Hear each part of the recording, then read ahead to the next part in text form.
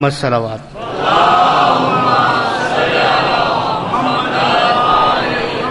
انشاءاللہ کل بھی برادر عباس حیدری ٹھیک 7:45 پر کو فوزی ممبر ہوں گے۔ آپ برادران سے وقت پر آمد کی درخواست ہے۔ چند اعلانات: کل 22 نومبر 11 بجے دن بمقام 160 نشیمن اقبال کوآپریٹو سوسائٹی میں مجلس اعزا ہوگی، جس سے علامہ حسن ظفر نقوی صاحب خطاب فرمائیں گے۔ تمام احباب سے شرکت کی درخواست ہے۔ 160 نشیمن اقبال کوآپریٹو سوسائٹی 19 سفر بمطابق 2 دسمبر ایک مجلس اعزا اسی اعزا خانے میں بعد نماز مغربین تنظیم مولانا محمد کے زیر اہتمام ہوگی، جس سے ذاکر اہل بیت کرامت عباس حیدری صاحب خطاب فرمائیں گے۔ اب میں بلا تاخیر درخواست کروں گا قبلہ علامہ حسن ظفر نقوی صاحب سے کہ کو فوزی ممبر ہوں۔ بر محمد و آل محمد صلوات۔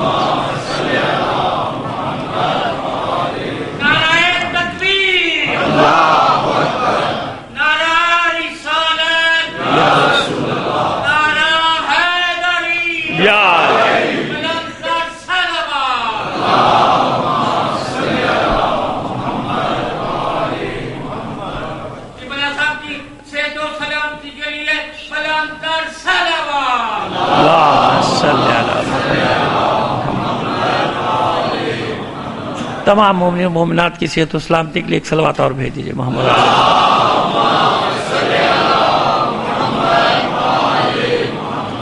اعوذ باللہ من الشیطان الرجیم بسم اللہ الرحمن الرحیم الحمدللہ رب العالمین الصلاة والسلام علی اشرف الانبیاء والمرسلین سیدنا و نبینا ابی القاسم محمد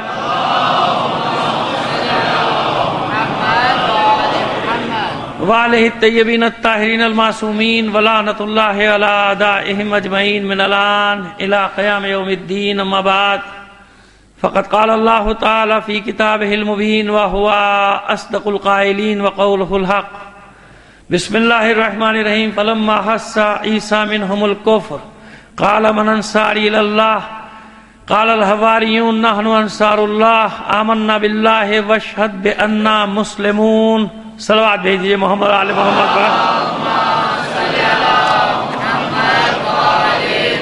عزیزان محترم، جیسے کہ آپ کے اکثریت کے علم ہے کہ ہمارے عزیز دوست بھائی جناب حسنین جعفر زیدی صاحب، جو باب العلم فاؤنڈیشن، یہ جو گزشتہ 17-18 سال سے بلکہ 19 سال سے یہ پروگرام انعقاد کرا رہے ہیں، اللہ نے ان کو توفیق دی، ان تمام برادران کو، ساتھیوں کو۔ ان میں سے ایک حسنین جعفر بھائی ہمارے حسنین زیدی صاحب ہیں، ان کی والدہ کا آج یعنی گزشتہ شب انتقال ہو گیا تھا، آج تدفین ہے۔ اور اتفاق کی بات یہ ہے کہ آج ہی یہ جو مجلس ہے ان کے والد سید جعفر حسین زیدی صاحب کے اصالہ ثواب کے لیے تھی، اور یہ بھی اتفاق ہے کہ ان کا انتقال بھی چند سال پہلے اسی تاریخ کو ہوا تھا۔ ان کی اہلیہ محترمہ بھی ایک مومنہ کاملہ تھیں، اس وقت بھی میں یہی مجلسیں پڑھ رہا تھا، یہ بھی اتفاق ہے، اور آج بھی یہی مجلسیں پڑھ رہا ہوں۔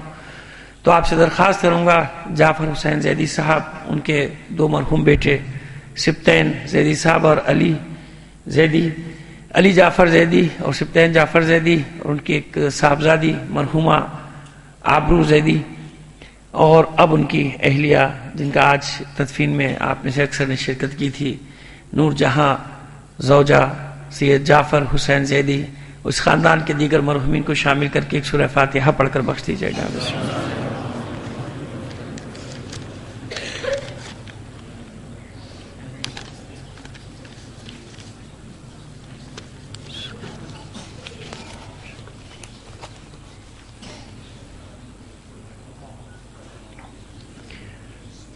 بس 2 جملے صرف عرض کرنا چاہتا ہوں، کیونکہ ظاہر مجلس تو حسین ہی کی ہوتی ہے، اصالہ ثواب کسی کا بھی ہو، ذکر تو انہی کا ہوتا ہے، محمد اور آل محمد کا، لیکن یہ بھی بہرحال ایک حق ہوتا ہے ان حضرات کا، خاص طور پہ کہ جن کے پورے خاندان دین کی خدمت میں مشغول اور مصروف ہوں۔ تو ظاہر ہے کہ پہلا اثر ماں کا اثر ہوتا ہے، اور کیونکہ آپ میں سے یہ بات بھی اکثر لوگ جانتے ہیں کہ میرا اٹیچمنٹ میری جو وابستگی ہے اس خاندان کے ساتھ وہ بالکل وہ میرے لیے بھی ایک ماں کی حیثیت رکھتی تھی، اور وہی شفقت تھی ان کی مجھ پر. یہ حقیقت ہے، اس میں کوئی مبالغہ نہیں ہے. ان کے خاندان کا تو اس وقت شاید کوئی فرد ہوگا بھی نہیں، سب مصروف ہیں بیچارے وہاں، لیکن میں جانتا ہوں کہ مجھ پہ ان کی بہت شفقت، بہت محبت، جیسے حسین بھائی کے والد صاحب کی تھی ایسے ان کی والدہ کی بھی تھی مجھ پر. تو میں جانتا ہوں کہ ماں کا اثر ہوتا ہے جو بچوں میں آتا ہے، اور یہ بتانے کی ضرورت نہیں کہ پورا خاندان، ان کے پوتے پوتیاں بھی سبھی ماشاءاللہ، اور اللہ نے ان کو بہویں بھی ایسی دی ہیں کہ جو دین کی خدمت میں ہی مستقل. بہت کم خاندان ایسے ہوتے ہیں کہ جہاں پورا خاندان دین کی خدمت میں بے لوس مصروف ہوتا ہے، مشغول ہوتا ہے. تو یہ سب پہنچتا ہے، ماں باپ کو اجر پہنچتا ہے. دعا یہی ہے پروردگار عالم ان کے درجات کو اور بلند فرمائے، اور ہمیں ایسی ہی اولادیں عطا فرمائے پروردگار. بلکہ یہ دعا بھی ساتھ ہی کر دیتا ہوں کہ جب اولاد ہیں پروردگار ان کو ایسی اولاد دے دے کہ جو دین کی خدمت میں وقف ہو جائے، دین کی خدمت کرے. اس پر ضرور بھی ہے ہمارے ان بلندی درجات کے لیے اپنے بھی مرحومین کو شامل کر لیجئے، شہداء کو شامل کر لیجئے. ان سب کے بلندی درجات کے لیے ایک بار بلند آواز سے صلوات عنایت فرما دیجئے.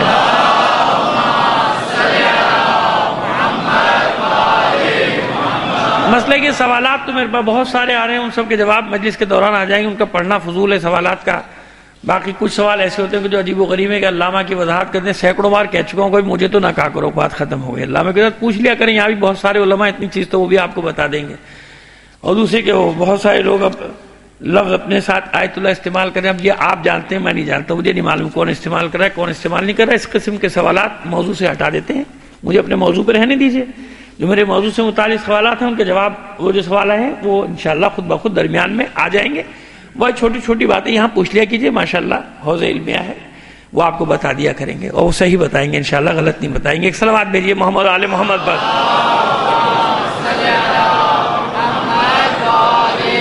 ہمارے موضوع سے متعلق سوال ہے وہ اطمینان رکھے، جن بچوں نے کیا ہے وہ آج کی مجلس میں اس کے جوابات خود بخود ہی آتے چلے جائیں گے. کوشش ہم یہی کریں گے کہ ان کا اطمینان ہو جائے. نہیں ہوتا تو یہ ان کی کم فہمی نہیں ہوگی، بلکہ یہ ہماری کم علمی ہوگی کہ ہم سمجھا نہیں سکے. ٹھیک ہے، تو ہم سے بعد والا کوئی سمجھا دے گا. یہ تو کوئی ایسی بات نہیں ہے، ایسا کوئی مسئلہ نہیں. بس شروع کرتے ہیں. ہم نے مضمون رکھا ہے انصار اللہ، اللہ کے مددگار، اللہ کی مدد کرنے والے. اور یہ میں نہیں کہہ رہا، یہ قرآن مجید منصب دے رہا ہے کچھ لوگوں کو. اور کسے منصب دیا؟ حواریوں کو. ان حواریوں میں سے ایک نے یہودا نے، جس کا میں نے کل ذکر کیا، دغا بھی کی. معلوم ہوا کہ ایمان لانے کے بعد بھی کوئی پھر سکتا ہے. ایمان لانے کے بعد اگر آخری منزل ہوتی ایمان لانا، تو قرآن مجید میں سینکڑوں، اگر میں مبالغہ کر رہا ہوں کیونکہ میں نے تو گنی نہیں، بعض تو ماہر ہیں نا علوم کے، وہ جانتے ہیں کہ یا ایھا الذین آمنوا کے ساتھ کتنی آیات، میں بھی گن کے آتا تو بتا دیتا اتنی. لیکن 100 سے تو زیادہ آیتیں ہیں کہ جن میں مومنوں کو خطاب کیا گیا، یا حکم دیا گیا، یعنی یا امر دیا گیا ہے یا نہیں کی گئی ہے، یا کہا گیا یہ کام کرو یا کہا گیا یہ کام نہ کرو. تو مومنوں سے کہا گیا نا، یا ایھا الذین آمنوا کا مطلب کیا ہے؟ ان لوگوں سے خطاب ہے. لیکن جہاں یا ایھا الناس کہا جائے وہاں سب انسانوں سے، مسلمان ہو یا نہ ہو، مانے یا نہ مانے، کہا گیا یا ایھا الناس اعبدوا ربکم، یہ لوگوں اللہ کی عبادت کرو، کریں نہ کریں. ٹھیک ہے نا؟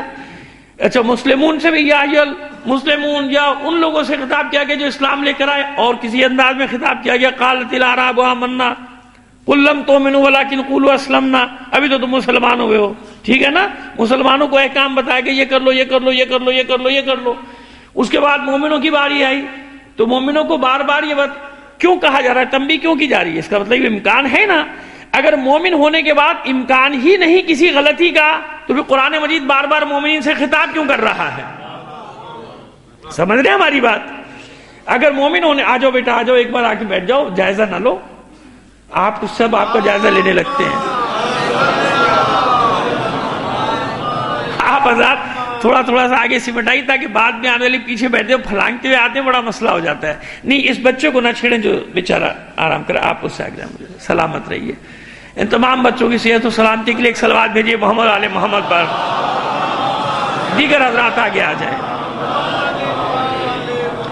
تو بھائی سیدھی سی بات ہے نا کہ اگر یا ایھا الذین آمنوا کونوا انصار اللہ کہا جا رہا ہے تو کیا مطلب کہ سارے کے سارے بننے والے نہیں ہے جبھی تو کہا بن جاؤ، ورنہ امر کیوں ہوتا؟ بھائی طے شدہ بات ہے کہ جو بھی مومن ہے وہ ناصر خدا ہے، نہیں طے شدہ نہیں ہے، جبھی تو کہا جا رہا ہے یا ایھا الذین آمنوا کونوا انصار اللہ، اے ایمان لانے والو، اے مومنو آگے بڑھو، بن جاؤ، جیسے وہاں کہا گیا آئے وسیلہ تو مشہور و معروف ہے، آپ لوگوں کو یاد ہے نا، یا ایھا الذین آمنوا اتقوا اللہ، اے مومنو، وہاں بھی حکم دیا گیا جاؤ آگے بڑھو، تقوی کی طرف بڑھو۔ اس کا مطلب یہ ہوا کہ مومن ہونا آخری منزل۔ چلیے تیسری مثال دیں، من المومنین رجال صدقوا ما عاهدوا اللہ علیہ منہم من قضى نحبہ ومنہم من ينتظر وما بدلوا تبدیلا۔ مومنین میں کچھ مرد ہیں، من المومنین رجال، مومنین میں بھی کچھ رجل ہیں، مرد نہ کہیے بلکہ رجل کہیے، مرد تو آپ اردو میں مذکر کو کہتے ہیں، عربی میں ایسا نہیں ہے، رجل کا معنی مذکر مرد نہیں ہے، بلکہ عربی میں رجل کا معنی جس میں ساری مردانہ صفات ہوں۔ جبھی تو رسول نے خیبر میں کہا تھا نا، جو پڑھ چکے ہیں ان کی تکرار صرف اس لیے کرتے ہیں ایک جملے میں دو جملوں میں تاکہ آپ کے ذہن میں مطلب تازہ ہو جائے، اسی لیے رسول نے خیبر میں کہا تھا کل اسے علم دوں گا جو مرد ہوگا، رجلن کرارن۔ کسی نے اعتراض نہیں کیا تھا کہ ہم سب بھی تو مرد ہیں بھائی، کسی نے اعتراض کیا نہیں کیا، کیونکہ سب جانتے تھے کہ رسول جو رجل کہہ رہے ہیں اس سے مراد کیا ہے، اس سے مراد کیا ہے۔ میدان میں بھاگنے والا بھی مرد ہے، لڑنے والا بھی مرد ہے، لیکن رجل نہیں ہے، بھاگنے والا رجل نہیں ہے، جو ڈٹا ہے وہ رجل ہے۔ اب سمجھ میں آ گیا؟ یہ ذرا سا لفظ اس لیے تشریح کر دی کہ تشنگی نہ رہ جائے، یہ مذکر مؤنث والے رجل کی بات نہیں ہو رہی، یہاں اس کی بات ہو رہی ہے جو رجل یعنی تمام مردانہ صفات کا حامل ہے، اسے کہا جائے گا، اس کو کہا جائے گا لا اعطین الرایۃ غدا رجلا، کل میں رجل کو دوں گا تو سب کہتے نا تجیا کون خواتین بیٹھی ہیں بھائی، پورا لشکر مردوں کا بیٹھا ہوا تھا، لیکن سب جانتے ہیں کہ عربی میں رجل جب استعمال کیا جائے گا، جیسے اس آیت میں من المومنین، مومنین مذکر ہے کہ مؤنث ہے؟ مذکر ہے بھائی، مت ڈریے، مومنات مؤنث ہے، ٹھیک ہے؟ تو من المومنین کیا ہے؟ مذکر ہے، من المومنین رجال، یعنی مومنین تو پہلے مذکر آ رہا ہے، انہوں نے کہا ان میں کچھ مرد ہیں۔ اب آپ کو ایک اور مفہوم اس کا بتا دیں، من المومنین کہا جائے گا تو یہ یاد رکھیے یہ عمومیت رکھتا ہے، چاہے مومن ہو چاہے مومنہ، یہ تمام مومن، کیونکہ باب تغلیب کی وجہ سے یہاں کہا جا رہا ہے، ورنہ اس میں خواتین بھی شامل ہیں۔ من المومنین میں جو یہاں مومنین کہا جا رہا ہے، یہاں صرف مرد حضرات مراد نہیں ہیں، بلکہ وہ خواتین بھی، کیونکہ باب تغلیب ہے لہذا وہ غلبے کی وجہ سے سب اس میں شامل ہو گئے۔ تو بھئی یہ رجال کا کیا مطلب ہوا؟ نہیں، یاد رکھیے کہ من المومنین رجال صدقوا ما عاهدوا اللہ علیہ، کہ یہ مفہوم یاد رکھے گا، مصداق مرد بھی ہو سکتا ہے اور خواتین بھی ہو سکتی ہیں، یعنی جس میں بھی یہ صفات ہوں، جو اپنے کیے ہوئے عہد کو سچا کر دکھائے۔ کیا اللہ نے خواتین سے عہد نہیں لیا؟ لیا ہے نا بھائی، من المومنین رجال صدقوا ما عاهدوا اللہ علیہ، بس مومنین میں کچھ رجل ایسے ہیں کہ جنہوں نے اللہ سے کیے ہوئے عہد و پیمان کو سچا کر دکھایا۔ تو یہاں عمومیت ہے، اگر قربانیاں دینے والی خواتین ہیں تو وہ بھی آیت کا مصداق ہیں، مرد ہیں تو وہ بھی مصداق ہیں۔ مصائب نہیں پڑھ رہے مگر سمجھانے کے لیے، آخری مہر لگانے کے لیے مثال دے رہے ہیں۔ کربلا میں کیا صرف مردوں کی قربانی ہے؟ نہیں، وہاں 6 ماہ کا بچہ بھی رجل ہے۔ اگر پہلے کسی کی سمجھ میں نہیں آیا تھا جملے سے تو اس جملے سے ضرور سمجھ میں آ گیا ہوگا۔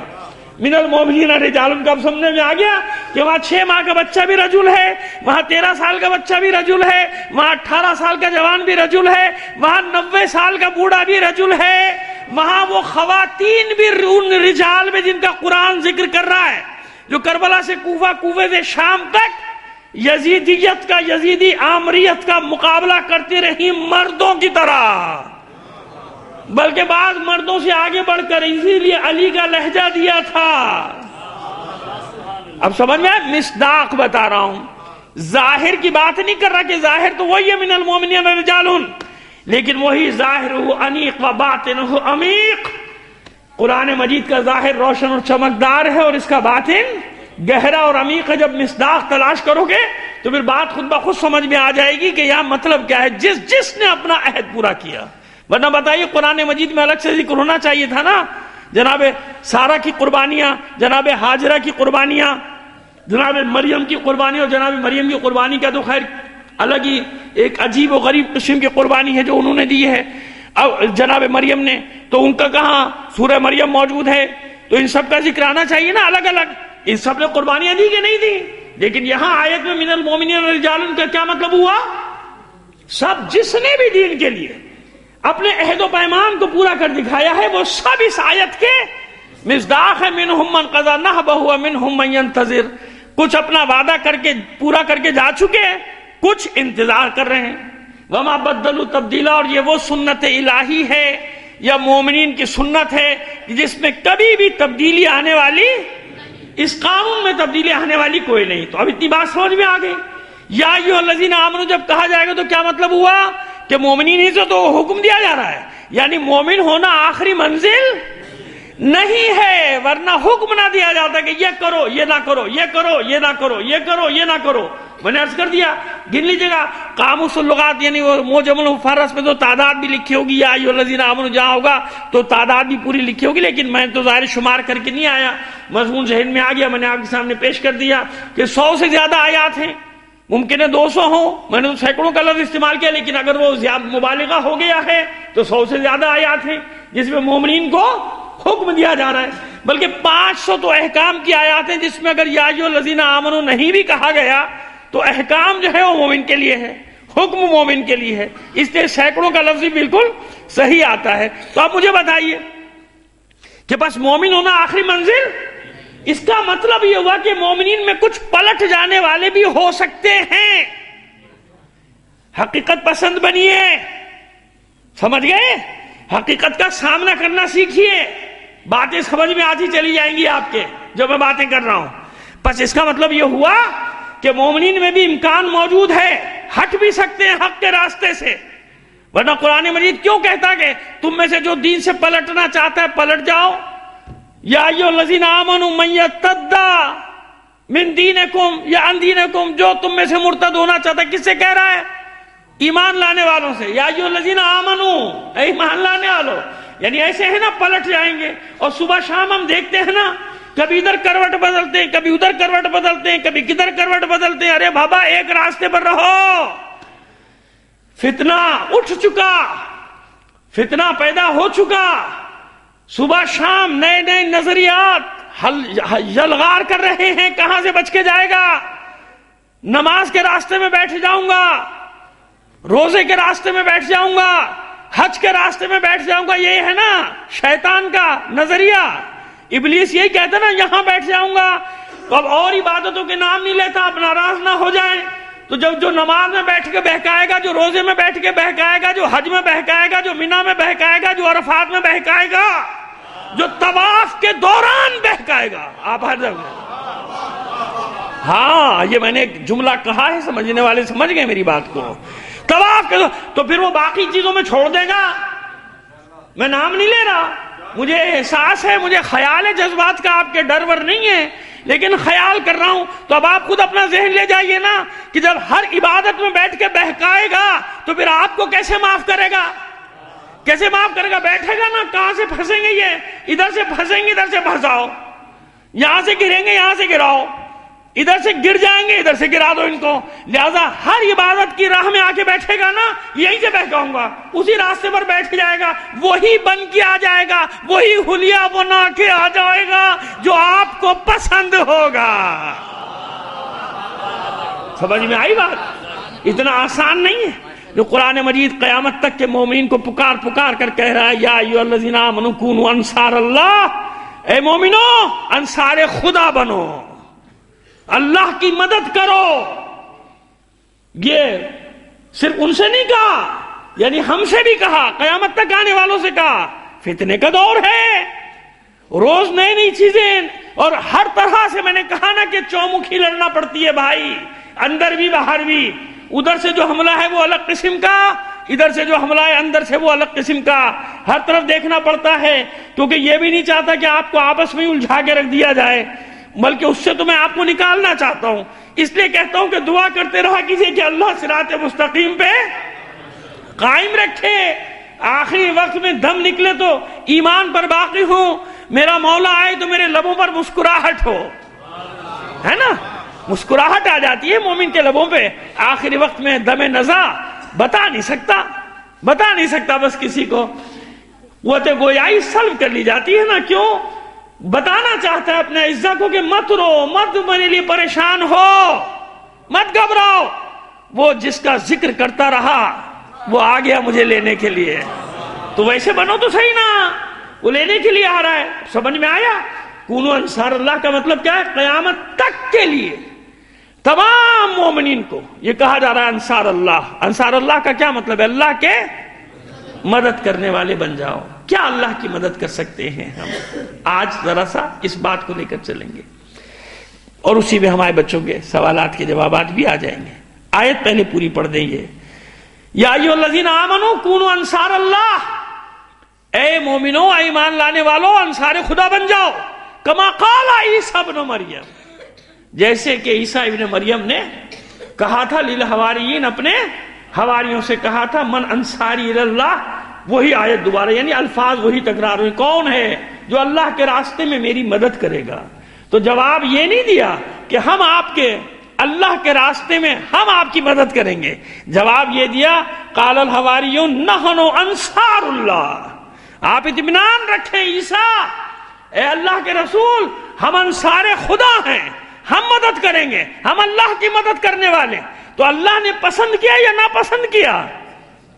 ان کے جذبے کو پسند کیا نا. انصار خدا، انصار عیسیٰ نہیں کہا انہوں نے اپنے آپ کو. عیسیٰ کے تو حواری تھے، بلکہ اپنے آپ کو کہا انصار خدا، ہم اللہ کے ناصر ہیں. بس مومنین سے کہا جا رہا ہے کیسے مدد کریں اللہ کی. ہم کون ہوتے ہیں اللہ کی مدد کرنے والے؟ ہم تو ہر وقت صبح شام اس سے مدد مانگا کرتے ہیں. مانگتے ہیں کہ نہیں؟ اسی سے مانگتے ہیں. جو نہیں مانگتا وہ متکبر ہے، مغرور ہے، اس کی عبادت بھی قبول نہیں ہے. جو اللہ کے آگے جبین نیاز یا دست نیاز نہیں بڑھاتا وہ مغرور ہے، وہ متکبر ہے، اس کی عبادت ناقابل قبول ہے اللہ کی بارگاہ میں. کتنے ہی بڑے بن جاؤ، بے نیاز صرف اللہ ہے اور کوئی بے نیاز نہیں ہے. کیسے کی جائے اللہ کی مدد؟ بس کل ہم نے ایک کلیہ طے کیا تھا، اور یہ دونوں آیات اس کلیے پر دلیل ہے سب سے بڑی، کہ اللہ کے رسول کی مدد اللہ کی مدد ہے. کیونکہ حواریوں نے عیسیٰ کی مدد کی تھی. کس کی مدد کی تھی؟ جناب عیسیٰ کی مدد کی تھی. تو جناب عیسیٰ کی مدد قرار پائی اللہ کی مدد. ایسے ہی ہوا. پھر ہم نے جناب یوشع بن نون کی مثال آپ کے سامنے رکھ دی تھی. جناب یوشع بن نون کیا ہوئے؟ ناصر خدا، اللہ کی نصرت کرنے والے تھے. کیوں؟ جناب موسیٰ کی مدد کی ہے. جناب موسیٰ کی مدد کو، رسول کی مدد کو اللہ کیا قرار دے رہا ہے؟ تم نے میری مدد کی ہے. 1,24,000 انبیاء ایک ہی دعوت لے کر آ رہے ہیں کہ اللہ کے سامنے سر تسلیم خم کر دو. ایسے ہی ہے نا؟ اللہ کے سامنے سر تسلیم خم کر دو. کسی نبی یا پیغمبر نے جبر سے کام لیا؟ تلوار سے کام لیا؟ ہر نبی نے، اگر کسی نبی نے جہاد کیا بھی ہے تو اس وقت کیا جب اس پر جنگ مسلط کی گئی، جب اس پر جنگ، ورنہ اس نبی نے جنگ نہیں کی. جناب یوسف کے پاس کتنا اختیار آ گیا تھا؟ جناب یوسف علیہ السلام کے پاس کتنا بڑا اقتدار آ گیا تھا؟ فوج بھی آ گئی تھی. لیکن وہاں بھی آپ نے ایمان لانے کے معاملے میں جبر نہیں، دعوت دیتے تھے، تبلیغ کرتے تھے، مانو یا نہ مانو. یہ میرا کام نہیں ہے کہ میں تلوار لے کے، ڈنڈا لے کے، بندوق لے کے، کلیشن کوف لے کے، لشکر کشی کر کے آپ سے کلمہ پڑھواؤں. یعنی مراد ہے وہ انبیاء کی بات کر رہا ہوں کہ ان کا کام نہیں ہے. ان کا کام ہے پیغام پہنچانا. اسی لیے جناب یوسف علیہ السلام ہو یا جناب داؤد علیہ السلام ہو یا جناب سلیمان علیہ السلام ہو، یہ نہ سمجھے گا کہ ان کے زمانے میں پورا عالم جو تھا وہ ایمان لیا تھا. نہیں، اسی معاشرے میں ہر طرح کے لوگ تھے. بس یہ تھا کہ کیونکہ اقتدار جناب یوسف کے ہاتھ میں تھا تو بے ایمانی نہیں تھی. اقتدار جناب یوسف کے ہاتھ میں تھا تو امن و امان تھا. اقتدار جناب یوسف کے ہاتھ میں تھا تو ناانصافی نہیں تھی. جیسے جناب یوسف سامنے سے ہٹے، لٹیرے سامنے آ گئے، اسمگلر سامنے آ گئے، ڈاکو سامنے آ گئے، چور سامنے آ گئے، لینڈ مافیا سامنے آ گئی, چائنا کٹنگ سامنے آ گئی. مجھے بھی نہیں سمجھ میں آیا, بڑی دیر میں سمجھ میں آیا. میں حیران ہوتا تھا ٹی وی, چائنا کٹنگ کیا چیز ہوتی ہے بھائی؟ چائنا کا مال تو سنا تھا 2 نمبر, مگر یہ کیا چکر ہے؟ پھر بعد میں پتہ چلا چائنا کٹنگ کیا ہوتی ہے, کیسے بچوں کے پارک ہڑپ کیے جاتے ہیں, کیسے بچوں کے اسکول ہڑپ کیے جاتے ہیں, کیسے بچوں کے کھیلنے کی جگہوں پہ قبضہ کر کے کیا کچھ. پھر سمجھ میں آیا, بڑی دیر مجھے اس میں بڑی تحقیق, کئی مہینے صرف کرنے پڑے پڑھنے میں کہ چائنا کٹنگ ہے کیا بلا, لیکن آخر سمجھ آ گئی کہ چائنا کٹنگ کیا ہے. تو پتہ چلے یہ چائنا کٹنگ آج پڑا ہے, چل رہی ہے جناب ادریس کے زمانے سے. ہاں, چائنا کٹنگ چل رہی ہے, جناب ادریس پیغمبر بنے, ایسے مذاق میں تھوڑی کہہ دیا آپ سے, سچی بات ہے. جب سے چائنا کا پہلا واقعہ جو چائنا کٹنگ کا مجھے ملا, اب آپ کہیں چائنا کٹنگ کے پیچھے پڑ گئی ہے. صلوات بھیجیے محمد آل محمد پر. پہلا واقعہ جو مجھے ملا وہ یہی ملا, جناب ادریس علیہ السلام. اس سے پہلے اگر ہوا تو مجھے نہیں معلوم. جو مستند واقعہ ملا وہ جناب ادریس پیغمبر کے زمانے کا ملا, کہ اس وقت کا جو سردار کہہ لیجیے بادشاہ کے لیے آبادی ہی کتنی رہی ہوگی اس زمانے میں. لیکن چلیے, کیونکہ روایات میں اس کو بادشاہ لکھا گیا تو بادشاہ لکھ دیجیے, میری نظر میں سردار ہوگا, کیونکہ آبادی کا ریشو اتنا تھا نہیں, اتنی بڑی آبادیاں نہیں تھیں. چلو وہ سردار جو تھا اس کو ایک زمین پسند آ گئی, نہ بھائی یہ زمین بڑی اچھی ہے, یہاں پہ محل بناؤں گا اپنا. کس کی زمین ہے؟ کہا وہ یہ فلاں مومن کی ہے بھائی, بڑا با عمل انسان ہے, اس کی زمین ہے. کہا تو دے دو پیسے. اس نے کہا میں نہیں بیچوں گا, میرے باپ دادا کی ہے, میں کیوں بیچوں, میں تو نہیں بیچتا. مجھے وہ جناب بڑا غصہ کہ تمہیں پیسے دے رہا ہوں تو میں نہیں دینی ہے. تو اب دیکھیے آغاز کہاں سے ہوا چائنا کٹنگ کا. جب یہ گھر واپس آ گیا تو بڑا غصے میں تھا. ملکہ کہہ لیجئے, اس کی بیوی کہہ لیجئے, سردار کی جو بھی تھی, اس نے جو کہا کہ بھائی کیوں پریشان ہے, کہ وہ ایسے ایسے راضی نہیں ہو رہا, زمین دینے پہ راضی نہیں ہو رہا. کہ یہ کون سا مشکل کام ہے, وہ سکھا کے گئی آج والوں کو سب کو. وہ ذرا ماڈرنائز ہو گئے, آج کے کٹنگ کرنے والے کیا ہو گئے, یہ ماڈرنائز ہو گئے. کام سکھایا اس نے کہا یہ کون سی بڑی بات ہے, تو کوئی بڑی بات ہے ہی نہیں. کیسے؟ کہ بات سنو, ہمارا دین ہے جس دین پہ ہم چلتے ہیں وہ غلط کہتے وہ بھی تھے اپنے آپ کو جناب آدم اور جناب شیش کی شریعت پہ چلنے والے, لیکن چلتے تھوڑی تھے. کچھ بھی تھا, جو بھی کرو کہ دین ہے, کہ اسے خارج کر دو اس کو, اور مرتد کی سزا موت ہے, اور اس کی املاک پہ قبضہ کر لو, اس کی ملکیت پہ, یعنی ڈرا دھمکا کے اس کو بھگاؤ, اور بھگانے کے بعد اس کی زمین پہ قبضہ کر کے سیاسی پارٹی کا جھنڈا گاڑ دو. ایسے ہی ہوتا ہے. صلوات بھیجیے محمد آل محمد پر. بس, اور ایک سیاسی لیڈر کی تصویر لگا دو, وہ قصہ ختم. اس کے بعد کہاں آئے گا, کوئی نہیں آئے گا پوچھنے کے لیے بھائی کون بھڑے گا ان سے, کون لڑے گا ان بدماشوں سے, ان لٹیروں سے, ان ڈاکوؤں سے کون لڑے گا بھائی, شریف آدمی. لہذا اس نے راستہ بتا دیا کہ پہلے اس پر یہ فتویٰ لگوا. اس نے کہا کون مانے گا, سب جانتے ہیں مومن نے. کہا بھائی گواہ چاہیے نا, میں لا دوں گی گواہ. 500 گواہ کھڑے کر دیے اس نے. کتنے؟ 500 گواہ کھڑے کر دیے کہ دین سے خارج. وہ چلا رہا بھائی کہاں سے خارج ہو گیا, میں نے کون سا دین کے خلاف کام. نہیں یہ دین سے خارج ہو گیا, دین سے خارج ہو گیا. اچھا دین سے خارج ہو گیا, بغاوت کر دی. کل آپ نے دیکھا پتہ نہیں کس شہر میں جھوٹا سچا الزام لگایا, فیکٹری سب جلا دیے, گھر جاؤ. انہی نے جلائے جن ان میں سے اکثریت نے کبھی نماز بھی نہیں پڑھی ہوگی, قرآن بھی نہیں دیکھا ہوگا. وہ جو بار بار میں دانشور کا جملہ دہراتا ہوں کہ دنیا میں سب سے کم عمل دین پر ہوتا ہے, سب سے زیادہ قتل و غارت گری دین کے نام پہ ہوتی ہے. آپ کے باغبان پورا کا واقعہ ہو یا اور واقعات دیکھ لیے نا آپ نے, کہ حملہ کرنے والوں کا حلیہ ہی دیکھ لیا کیجئے وہ کتنے مذہبی ہوتے, کتنا ان کا مذہب سے تعلق ہوتا ہے. اصل مسئلہ وہی چائنا کٹنگ کا ہوتا ہے کہ لوٹ مار کیسے کرنی ہے. لہذا اللہ اکبر کا نعرہ لگاؤ, گھر کا سگاگ لگاؤ, گھر کا سامان لوٹ کے لے جاؤ. یہ سلسلے چلتے رہے ہمیشہ سے. یہ سلسلہ 500 آدمیوں نے گواہی دے دی, اور بیچارے کو وہ چیختا رہ گیا کہ میں نے نہیں کیا, میں نے نہیں کیا, میں نے نہیں کیا. مار دیا اس کو, اس کی زمین پہ قبضہ کر کے محل بنا دیا. بس آج ذرا جدید شکل میں یہی کام ہو رہا ہے کہ معصوم بچوں کے اسکولوں کی زمین نقشے میں اسکول کی زمین ہے, بعد میں پتہ چلا کہ اس کے اوپر تو کوئی اور ہی جھنڈا لگا ہوا ہے. وہاں تو پلازے کھڑے ہوئے 15 منزلہ, 20 منزلہ. وہ جناب وہ زمین جو ہے وہ کھیل کود کے میدان کی ہے, وہ زمین فلاں کی ہے, وہ فلاں کی, سب قبضہ. کوئی پوچھنے والا اب بھی نہیں ہے. یہ صرف جزوی باتیں ہو رہی ہیں, آپ کسی خوش فہمی میں نہ رہیے گا. حالات خرابی کی طرف جا رہے ہیں, اچھائی کی طرف. فتنہ اٹھ چکا, آپ مانیں یا نہ مانیں, فتنہ اٹھ چکا. اب اس کو کوئی کنٹرول کرنے والا یہ پنڈورا بکس انہی نے خود کھولا ہے، اب یہ کھول دیا، اب یہ بند نہیں ہوتا. ہاں ہم جانتے ہیں کیسے بند ہوگا. اب ایک روایت سن لیجیے آپ. ان تمام حالات کی طرف میرے مولا نے نشاندہی کی کہ ظہور سے پہلے کیا ہوگا کیا ہوگا کیا ہوگا. بڑی طویل، اور ایک روایتیں نہیں ہیں، درجنوں کے حساب سے روایتیں حالات پر، پیغمبر کی، مولا کائنات کی، تمام ائمہ کی. تو پوچھا، ڈر گئے مومنین کہ مولا پھر کیا ہوگا، اتنی خرابی، کیا حالات ہوں گے، مومن کس طرف چلے جائیں گے. کہ خیر ہی خیر ہے، خیر ہی کیسی میں تو خیر ہے. مولا خیر کیسی، آپ نے تو جو کچھ بھی بتایا یہ تو تباہی تباہی ہے، خیر کہاں سے. کہا نہیں، کہ اسی وقت میں تو جب انسان اپنے آپ کو بالکل، یہ خلاصہ کر رہا ہوں کیونکہ روایت بڑی تفصیل ہے، میں نے اپنے الفاظ میں صرف خلاصہ کر کے پیش کرنا چاہ رہا ہوں کیونکہ بات کو مجھے آگے بڑھانا ہے. کہ انسان جب اپنے آپ کو بالکل بے چارہ محسوس کرے گا کہ اب میں کچھ بھی نہیں کر سکتا، بس یہی وہ خیر ہے کہ یہی وہ زمانہ ہوگا جب ہمارا قائم ظہور کرے گا. اور تو کوئی لڑ نہیں سکتا نا ان سے. پوری دنیا کی بات کر رہا ہوں، اپنے ملک کی بات نہ سمجھے گا. اپنے ملک میں تو ماشاءاللہ سب اچھا ہے. صلوات بھیجیے محمد آل محمد پر. ہاں میں ریکارڈ ہو رہی ہے، بات ریکارڈ ہو رہی ہے. کوئی سمجھے میں پاکستان کی بات کر رہا ہوں. پاکستان میں بھلا کوئی خرابی دیکھی آج تک آپ نے 67 سال میں؟ ماشاءاللہ ایک سے ایک اچھے حکمران ملے ہم لوگوں کو، اور اس سے مزید اچھے آنے والے بھی دیکھیے آپ.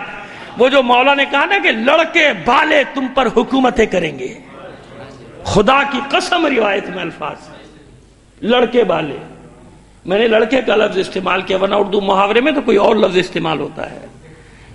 لڑکے بالے تم پر حکومت کریں گے اور تم ان کو اپنے پر مسلط کرو گے. یہ سزا ہوگی تمہاری، یہ سزا ہے تمہاری کہ لڑکے بالے آدھے پاگل. دنیا کہتی ہے، ہنستی ہے ہم پر کہ آدھے پاگل ہیں، کل ان کے وزیر اعظم بننے والے ہیں. یہ اپنے سینس میں نہیں ہے، یہ اپنے حواس میں نہیں ہے یہ بچے. لیکن اقتدار کا نشہ، غرور، باپ دادا کی ملکیت ہے پاکستان، ان کے باپ دادا نے بنایا تھا، ان کے باپ داداؤں نے انگریزوں کی خدمت کی تھی. سن لو اس پاگل سے، دیوانے سے یہ باتیں. ان کے باپ دادا انگریزوں کے نوکر تھے، ان کے غلام تھے. جن لوگوں نے بنایا تھا ان کے ساتھ جو حشر اور جو سلوک کیا ان لوگوں نے، وہ ملت اور ہے، اس کا پیسہ بھی اور ہے. جس نے پاکستان میں اپنا مال بھی لگایا، اپنا خون بھی لگایا، وہ ملت اور ہے. اس ملت کو نہیں بتایا جاتا کہ راجہ صاحب محمود آباد کون ہے. کیوں؟ شیعہ تھا نا. اس ملت کو نہیں بتایا جائے گا. یہ پہلے بھی عرض کر چکا ہوں کہ پہلی تنخواہیں جب نہیں تھیں تو قائد اعظم کی درخواست پہ کون سا خاندان تھا جس نے پورے پاکستان کے سرکاری ملازموں کو تنخواہیں دی تھیں؟ نہیں بتایا جائے. خیانت. تو جب پہلے خیانت کر لی تو اب ہمیشہ خیانت کاروں کو بھگتتے رہو. ایک سے ایک بڑھ کر آئے گا. لڑکے بالے اب آ جائیں گے، وہ حکومتیں کریں گے، تو یہ زمانہ آ جائے گا. اس زمانے کی طرف نشاندہی کی جا رہی ہے. اب اس زمانے میں کون کھڑا ہو ان ساری باطل قوتوں کے مقابلے میں، اور پھر ان کے پیچھے بڑا باطل، ان کے پیچھے بڑا باطل. پھر میں نے عرض کر دیا کہ 67 سال میں یہاں تو کوئی خرابی ہوئی نہیں، ماشاءاللہ سب اچھے اچھے آئے. برے برے تو دوسری جگہوں پر ہیں پوری دنیا میں، یہاں سب اچھا ہے، یہاں کوئی خرابی نہیں ہے. تو اب آپ مجھے بتائیے یہ اور پھر ان کے پیچھے بڑی بڑی طاقتیں کہاں سے لڑیں گے، کیسے لڑیں گے ان سے بھائی؟ نہیں ہمت ہے، بیٹھے رہو، زندگی گزارو، چلے جاؤ. زیادہ پریشانی ہے، ملک چھوڑ دیں گے. ملک چھوڑ کے کہاں جاؤ گے؟ اب تو جس نے آگ لگائی تھی اس کا دامن بھی جلنا شروع ہو گیا. جن لوگوں نے آگ لگائی تھی آگ ان کے دامن تک پہنچ گئی کہ نہیں پہنچ گئی؟ پہنچ گئی نا. پھر کیا کیا جائے؟ کون سا راستہ اختیار کیا جائے؟ فرار کا یا ڈٹ جانے کا؟ فرار کر دیں. تو عزیزوں بس یہی تو سمجھانا چاہ رہا ہوں کہ انصار اللہ کا میں نے عنوان کیوں رکھا. کم از کم اس کائنات میں علی والوں سے یہ توقع نہیں کہ وہ میدان چھوڑ کر فرار کریں گے. اصلی علی والا. اس لیے میں نے کہا مومنین کی تقسیم کر دی نا پہلے، کہ اگر سارے مومن ایک جیسے ہوتے تو قرآن کبھی بھی نہ کہتا. اور سب انصار اللہ ختموں کے بعد کیوں کہا جا رہا ہے؟ اس لیے کہ ان میں پھرنے والے بھی ہیں، بھٹکنے والے بھی ہیں، بہکنے والے بھی ہیں، ڈرنے والے بھی ہیں، بدلنے والے بھی ہیں. صبح و شام نظریات بھی بدل لیں اور یہ منزل عجیب نازک منزل ہوتی ہے کہ اس میں صرف میں اشارے کر سکتا ہوں، بول نہیں سکتا، کہ ایک افراط و تفریط، دو انتہاؤں کے درمیان میں پیسے جا رہے ہیں ہم جیسے لوگ، ایک اس انتہا پہ چلا گیا، ایک اس انتہا پہ چلا گیا ہے، بس کیا بتائیں کیا مشکلات ہیں ہم جیسے لوگوں کے ساتھ، لیکن پھر بھی بولنے والے ہیں کہ نہیں ہیں۔ بس ہمارے لیے سب سے بڑی ثابت قدم رہنے کی چیز کیا ہے؟ ہم یہ دیکھ رہے ہیں، ہم یہ دیکھتے ہیں کہ دنیا میں اس وقت کون ہے جو باطل قوتوں کے مقابلے میں ڈٹا ہوا ہے۔ اگر عیسیٰ کے حواری 11-12 کی تعداد میں ہونے کے باوجود انصار اللہ ہیں، کیونکہ عیسیٰ کا ساتھ نہیں چھوڑا، باقی نے چھوڑ دیا، ایمان بہت لائے تھے، بھاگ گئے، ایمان لانے والے بہت تھے مگر سخت وقت میں بھاگ گئے، وہ 12 نے میدان نہیں چھوڑا، ان کے کہنے پر گئے، ٹھیک ہے نا؟ ایسے ہی تو بس ہمیں یہ دیکھنا ہے کہ کون یہ سوچے سمجھے بغیر نہیں بلکہ بہت سوچ سمجھ کے، تشریح کر دیتا ہوں، یہ سوچے سمجھے بغیر کہ ہم اتنے سے، ہم اتنے قلیل اور اتنی بڑی طاقتیں، اتنا بڑا اتحاد، پروپیگنڈا، دنیا بھر کا میڈیا سب ہمارے خلاف لگا ہوا ہے، اس کے باوجود ان طاقتوں کے مقابلے میں شام میں، یمن میں، عراق میں، لبنان میں ڈٹے ہوئے ہیں کہ نہیں ڈٹے ہوئے؟ بحرین میں ڈٹے ہوئے کہ نہیں؟ جبکہ جانتے ہیں کہ پوری دنیا دشمن ہے، پوری دنیا ان کے خلاف متحد ہو چکی، کیوں؟ جانتے ہیں کہ انصار خدا ہونا اتنا آسان نہیں ہے، انصار خدا ہونے کے لیے سب سے پہلے وقت کے فرعونوں کا انکار کرنا پڑتا ہے، وقت کی طاقتوں کا، یزیدی طاقتیں کہہ لو، نمرود کہہ لو، فرعون کہہ لو، جو چاہو نام دے لو، ان کو، ان طاقتوں کے مقابلے میں ڈٹنے والے کو یہ حق ہے کہ قرآن اسے کہے یا ایھا الذین آمنوا کونوا انصار اللہ، اے مومنو انصار خدا بن جاؤ، اللہ کے مدد کرنے والے بن جاؤ، یعنی اللہ کے دین کی مدد کرنے والے بن جاؤ۔ اللہ کے دین مشکلات میں ہے، ہاں یہ ضرور ہے کہ تحفیظ دین ہو چکی، تکمیل دین ہو چکی، ابھی تغلیب یا غلبہ دین کا مرحلہ آخری باقی ہے، آنے والا ہے، دین محفوظ ہے، دین کو خطرہ نہیں ہے، کربلا میں محفوظ کر دیا حسین نے دین کو، لیکن ہماری ذمہ داریاں، یہ مشکلات، یہ عالم اسلام کی مشکلات، عالم تشیع کی مشکلات نہیں، انسانیت کی مشکلات، مظلوم لوگوں کی مشکلات، شیعہ ہی نہیں ہے اگر وہ صرف یہ سوچ کر کسی مظلوم کی مدد نہ کرے کہ اس کا مذہب کوئی اور ہے، میرا مذہب کوئی۔ اس لیے میرے مولا نے جب اپنے بیٹوں کو وصیت کی ہے تو حالانکہ امام ہے، معصوم ہے، ظاہر ہے انہیں وصیت کرنے کا مطلب یہ کہ ہم تک پہنچایا ہے، بات کو ہم تک پہنچایا ہے۔ دونوں بیٹوں سے کیا کہا؟ کونا للظالم خصما وللمظلوم اونا، اے میرے بیٹو تم دونوں ظالم کے دشمن اور مظلوم کے مددگار بن کے رہنا۔ مولا نے یہ نہیں کہا کہ تم شیعہ کی مدد کرنا، غیر شیعہ کی مدد نہ کرنا، مومن کی مدد کرنا، غیر مومن کی مدد نہ کرنا، یہ نہیں کہا مولا نے کہ مسلمان کی مدد کرنا، غیر مسلم کی مدد، یعنی مولا بتا رہے کہ مظلوم مظلوم ہوتا ہے، کسی بھی مذہب کا ہو، اگر مظلوم ہے اور اس پر ظلم ہو رہا ہے تو اس کی مدد کے لیے، اس کی حمایت کے لیے کھڑے ہو جانا، اس کی نصرت کے لیے کھڑے ہو جانا، چاہے وہ ہمارے ملک میں اقلیتوں پر ظلم ہو رہا ہو، ان کی حمایت کرنا یعنی علی کے حکم پر عمل کرنا ہے۔ ان اقلیتوں، جن اقلیتوں پہ یہاں حملے ہو رہے ہیں، ان کی حمایت کرنا، ان کی مدد کرنا کیا ہے؟ یہ معصوم کے حکم کی اطاعت ہے، علی کے حکم کی اطاعت۔ کون للظالم خصما وللمظلوم ہونا، کیوں ظالم؟ کیا ظالم ہمارے اندر نہیں ہو سکتے؟ غاصب ہمارے اندر نہیں ہو سکتے؟ میں نے کہا حقیقت پسند بن جائیے اور غور کیجئے میرے جملوں پہ، نہیں ہے کہ نہیں ہے؟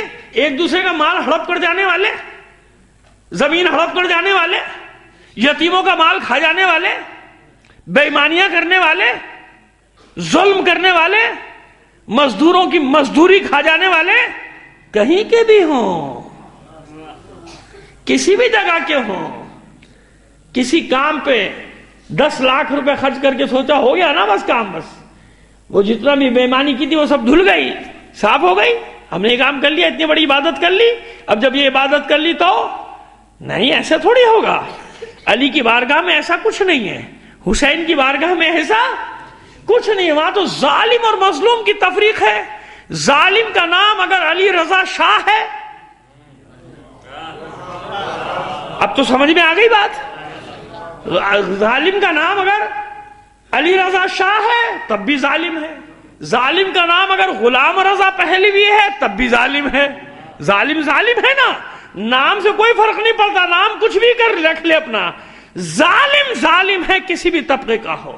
اس لیے میرے مولا نے ظالم اور مظلوم کی قید لگائی، مذہب کی قید نہیں لگائی کہ مظلوم۔ اسی لیے اگر ایسا ہوتا تو راتوں کی تاریکی میں اپنے پشت پر اناج لاد کر،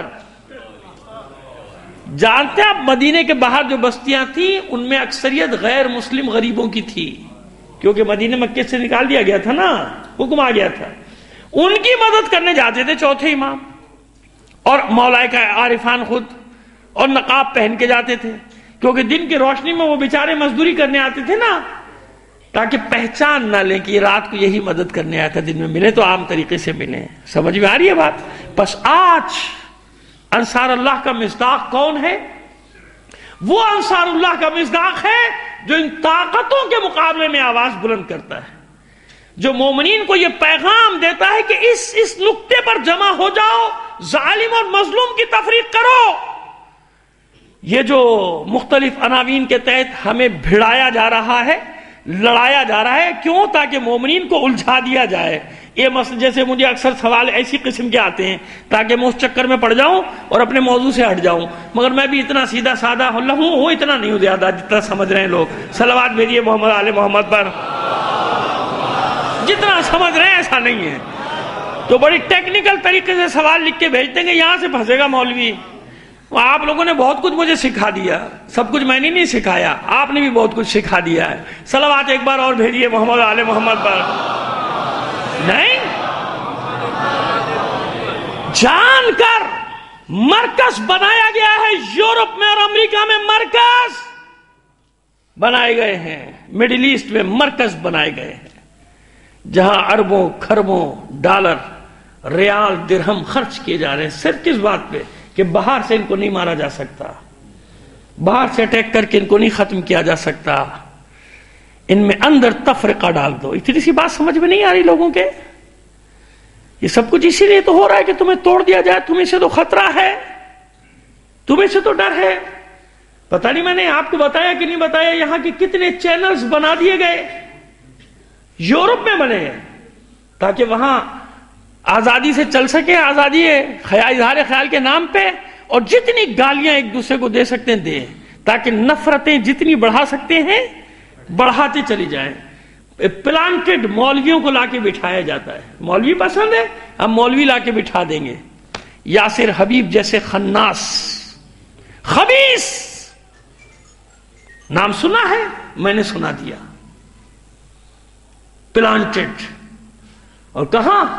عراق جیسی سرزمین پہ، کاسبین و کربلا جیسی سرزمین پہ اسے پالا گیا، پوسا گیا،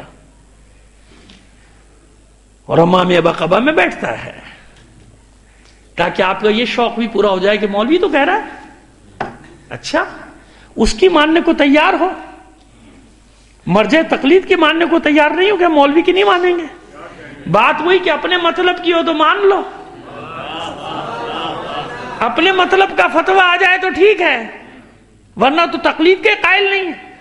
اپنے مطلب کا جو فتویٰ دے دے تو پھر اس کی مثالیں دے رہے ہیں، یہ دیکھیں صاحب یہ فتویٰ دیا نا، ارے بھائی تم تو مانتے ہی نہیں ہو، اب یہ فتوے کہاں سے لیا ہے؟ سمجھ میں آ رہی ہے بات؟ تو یاسر خبیث جیسے خناس خیانت کار تشیع میں پالے گئے، پروان چڑھائے گئے۔ ان خناس لوگوں نے کیا کیا؟ مرجعیت کی دھجیاں اڑائی ہیں، ابا قبا میں بیٹھ کے۔ ان مجاہد، جتنے مجاہد علماء اس وقت لڑ رہے ہیں سامراج کے خلاف، ان سب کے خلاف اس سے بکواس کرائی گئی ہے، چینلز پہ بٹھا کے۔ آپ میں سے اکثر کے پاس ہیں، وہ جانتے ہیں، ان کے پاس کلپس ہیں، ورنہ میں بتا رہا ہوں آپ کو نام اس کا، اور باقاعدہ اس کا ترجمہ کر کے نشر کیا جاتا ہے مختلف زبانوں میں، مراجع کو اس نے جس زبان میں، اور کون سا، وہ بھی مجاہدین کو جو لڑ رہے ہیں ان کے لیے اس نے جو زبان استعمال کی ہے. کیوں؟ اس کے پیچھے وہی مستنڈوں کی ایک فوج تیار کی گئی ہے. جیسے آپ کے یہاں ہوتا ہے کہ جس سے غلط بات کرانی ہوتی ہے اس کو 50-60 آگے بٹھا کے رکھے جاتے ہیں تاکہ کوئی بات ہو تو آپ کچھ بولے تو آپ کو اٹھا کے باہر پھینک دیا جائے اور پھر دوبارہ کوئی جرت نہ کرے، جس کو جو بولنا ہے جو بکنا ہے بکنے دو. تو یہ نہ سمجھے گا کہ صرف آپ کیا ہو رہا ہے، پورے عالم تشیع میں یہ کھیل کھیلا جا رہا ہے. کیوں؟ کیونکہ سب سے بڑی ضرب لگی ہے ان کو تشیع سے، سب سے بڑی چوٹ کھائی ہے انہوں نے یمن میں، شام میں، عراق میں، لبنان میں، ایران میں. کس کے ہاتھوں کھائی ہے؟ آپ کے ہاتھوں. اور اس ضرب کے پیچھے کون ہے؟ نائب امام. اور نائب امام کے پیچھے کون ہے؟ بولیے نا، سمجھ میں آ رہے ہیں؟ لہذا میں کبھی گھبراتا نہیں، پریشان نہیں ہوتا. آج تک آپ 20 سال سے تو آپ سن رہے ہیں مجھے، کبھی آپ نے میرے منہ سے مایوسی کی بات نہیں سنی ہوگی. مایوسی کفر ہے. کیوں؟ آخری چیز جو مجھے تسلی دیتی ہے وہ تسلی دیتی ہے کہ مجھے جتنی فکر ہے جس کا دین ہے اس کو مجھ سے زیادہ فکر ہے نا، اس لیے میں پریشان نہیں ہوتا. یا 20 سال سے آپ سن رہے ہیں، ورنہ 35 سال سے میں فیلڈ میں ہوں. مجھے بالکل نیا نہیں سمجھیے گا، میں قائد اعظم کے زمانے کا آدمی ہوں، کوئی اتنا نیا نہیں ہوں. صلوات بھیجیے محمد آل محمد کا. 36 سال سے یہ خادم میدان میں ہے، فیلڈ میں ہے، دیکھ رہا ہوں ایک ایک چیز کو. مشاہدات ہیں، قریب سے دیکھا ہے، ایک ایک چیز کو دیکھا ہے، جانچا ہے، پرکھا ہے تمام چیزوں کو. لہذا کیوں یہ سب کیا جا رہا ہے؟ پلانٹڈ لائے جاتے ہیں، پلانٹڈ، تاکہ ان کے ذریعے سے ضرب لگائی جائے. کس نے ضرب لگائی ہے سامراج پر؟ کس کے ہاتھوں انہوں نے مار کھائی؟ نائب امام کے ہاتھوں، مرجعیت کے ہاتھوں. وہ خمینی ہو یا خوئی، وہ خامنائی ہو یا سیستانی. بس جو زبانیں ان کے خلاف چلتی نظر آئیں سمجھ لو کہ شعوری یا لاشعوری طور پر انہی کا ایجنٹ ہے. یا لاشعوری طور پر ہے کیونکہ جانتا نہیں بیچارہ، بہکا دیا گیا ہے اس کو دوسروں نے، یا شعوری طور پر ایسا کر رہا ہے. کیوں؟ اب ان سے پوچھو نا کہ جو حسن نصر اللہ کو برا بھلا کہے، گالیاں دے چینل پہ بیٹھ کے، وہ کس کا ایجنٹ ہو سکتا ہے؟ یہودیوں کا تو ہو سکتا ہے. بابا آپ لاکھ اختلاف کر لو، نہ مانو مولویوں کو، لیکن اتنا تو مانو کہ اس نے عزت رکھی تمہاری. میں آج اخبار نہیں پڑھتا، فضولیات ہوتی ہیں ساری اکثر چیزیں، لیکن 1-2 کالم ایسے ہوتے ہیں کام کے. اب مجبوری ہے ورنہ میں افراد کے نام نہیں لیتا، گھر جا کے تلاش کر لیجیے گا، نیٹ پہ نکال لیجیے گا. جو باتیں میں گزشتہ چند سالوں سے کر رہا ہوں، مجلسوں میں کر چکا ہوں. مجھے آج بڑی خوشی ہوئی، ایاز امیر کا کالم نکال کے پڑھ لیجیے گا آج کا. ممکن ہے یہ بات چلی گئی تو اس کا بیچاری کی نوکری نہ ختم ہو جائے کہ بھئی اس کا کالم بند کرو، یہ کالم تو بڑا مشکل ہو گیا، مجلسوں میں پڑھا جا رہا ہے. اخبار کا نام نہیں لیتا، ایاز امیر بہت مشہور صحافی ہے، اس کا کالم پڑھ لیجیے گا، آپ کو میری تقریر یاد آ جائے گی. ہم میں سے نہیں ہے، مجھے صاف صاف لکھا کہ واضح طور پر اگر کوئی سامراجی طاقتوں کے مقابلے میں ڈٹا ہوا ہے دنیا میں تو وہ شیعہ ہے. یہ میں نے نہیں لکھا، اس لیے میرے پاس مایوسی نہیں آتی. 35 سال میں اتنا کچھ دیکھا ہے. مایوس وہ ہو جن کے پیچھے کوئی نہ ہو. ہمارے پیچھے بہت کچھ ہے، ہمارے پیچھے بہت بڑی طاقتیں ہیں نا، اس لیے کبھی میں مایوس بھی نہیں کرتا ہوں. کبھی آپ نے مجھ سے مایوسی کی تقریر سنی؟ کبھی مایوسی کی گفتگو سنی؟ کیوں مایوس ہو جائیں بابا؟ کس لیے مایوس ہو جائیں؟ وہ لاوارث ہوتے ہیں جو مایوس ہوتے ہیں. تم جتنی سازشیں کر لو تشیع کو توڑنے کی، شیعوں کو توڑنے کی، شیعوں کو الگ کرنے کی، انہیں آپس میں لڑانے کی، ایک بات میں جانتا ہوں، جس کے نصیب میں گمراہی لکھ دی گئی اسے رسول ٹھیک نہیں کر سکے. میں کہاں سے ٹھیک کروں گا؟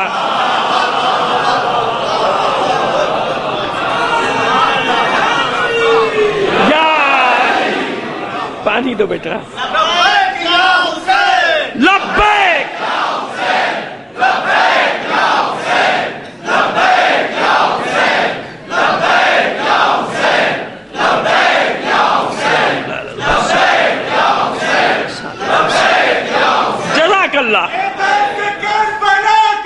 کہ خوف بس خدا کا ہے، یہ درد کربلا کا ہے، کہ خوف بس خدا کا ہے، ہماری یہ جوانیاں حسین کی قربان۔ جزاک اللہ عزادارو، بس اس بات کو یاد رکھو کہ بابا ڈرنے کی کیا، خوف وہ کھائے جس کے پیچھے کوئی نہ ہو۔ ہمارے پیچھے اتنی بڑی بڑی طاقتیں، ہمیں کیا مسئلہ ہے؟ کہتے ہیں فلاں کا ایجنٹ تمہیں فلاں جگہ سے ملتا ہے، میں نے کہا میں بھی ایجنٹ ہوں، میں نے کہا میں بھی ایجنٹ ہوں، مجھے بھی ملتا ہے۔ تم جس کا کھاتے ہو اس کے وفادار ہو، میں جس کا کھاتا ہوں میں اس کا وفادار ہوں۔ میں ان لوگوں میں سے نہیں ہوں کہ کھاتے حسین کے نام کی ہیں اور پھر غداریاں کرتے ہو، پھر نمک حرامی کرتے ہو، اور پھر تشیع کے خلاف کام کرتے ہو، پھر بھائیوں کو لڑانے والے کام کرتے ہو، پھر مس یوز کرتے ہو، اس مقام کا غلط استعمال کرتے ہو جو حسین نے تمہیں دیا ہے۔ یہ کتنی بڑی عزت اور اعزاز ہے کہ مجھ جیسا ناچیز بلند مقام پر بیٹھا ہو، مجھ سے زیادہ قابل پڑھے لکھے میرے بزرگ نیچے بیٹھے ہوں، کہ یہ عزت کس نے دی ہے؟ حسین نے دی ہے، حسین نے دی ہے، یعنی حسین کے نانا نے دی ہے، حسین کے نانا نے دی ہے، یعنی اللہ نے دی ہے۔ تو مجھے لوگوں نے کہا یہ ایجنٹ ہے، میں نے کہا مجھ سے خود پوچھ لو، میں ممبر سے کہوں گا کہ میں ایجنٹ ہوں؟ میں جس کی کھاتا ہوں اس کی کھاتا ہوں۔ ہاں تمہیں پتہ نہیں کہاں سے ملتا ہوگا اور کہاں کا ملا ہوا تمہیں ملتا ہوگا۔ ہم تو مکتب امام صادق کا کھانے والے ہیں، علل اعلان کہتے ہیں۔ جس مکتب کا کھاتے ہیں اللہ آخری سانس تک اسی کا نمک خار باقی رکھے۔ مستقبل سے ڈر لگتا ہے نا، دعا کرتے رہا کیجئے ایک دوسرے کے لیے، اللہ ثابت قدم رکھے۔ اللہ ڈر لگتا ہے نا کہ خدا نہ کرے کوئی ایسا لفظ بڑا بول منہ سے نہ نکل جائے۔ ہم گناہگار لوگ ہیں، ابھی تک کی بات کر سکتے ہیں نا، آگے کے لیے ایک دوسرے کے لیے دعا کیجئے۔ وَتَوَاصَوْا بِالْحَقِّ وَتَوَاصَوْا بِالصَّبْرِ، ایک دوسرے کو وصیت کرتے رہو حق پر قائم رہنے کی اور صبر کرنے کی، شجاعت کی، ڈٹ جانے کی۔ تو بس حسن نصر اللہ کو جو گالیاں دے وہ یہودیوں کا ایجنٹ تو ہو سکتا ہے۔ اچھا بھئی حسن نصر اللہ سے تمہارا جھگڑا کیا ہے؟ تمہارا کیا بگاڑا اس نے؟ تمہارا بگاڑا کیا ہے اس نے؟ کیا بگاڑا ہے تمہارا حسن نصر اللہ نے؟ اس نے جو بگاڑا ہے ان کا بگاڑا ہے جو دشمن خدا ہیں۔ اس نے تو ان کا بگاڑا جو کچھ بگاڑا جو تشیع کو مٹانا چاہتے ہیں۔ اس نے تو جو بگاڑا ان کا بگاڑا جنہوں نے شام میں زینبیہ پر حملہ کیا ہے۔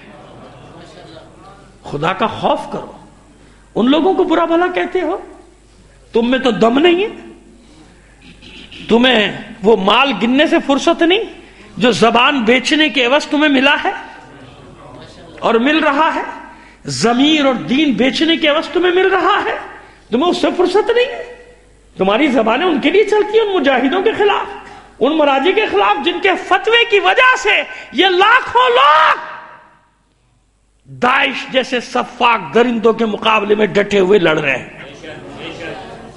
جن کے فتووں کی وجہ سے وہ سیستانی ہو یا خامنائی ہو، ان کے فتووں کی وجہ سے وہ لاکھوں جوان ماؤں نے اپنے جوانوں کو بھیج دیا، سامرا تک کے علاقوں کو آزاد کرایا۔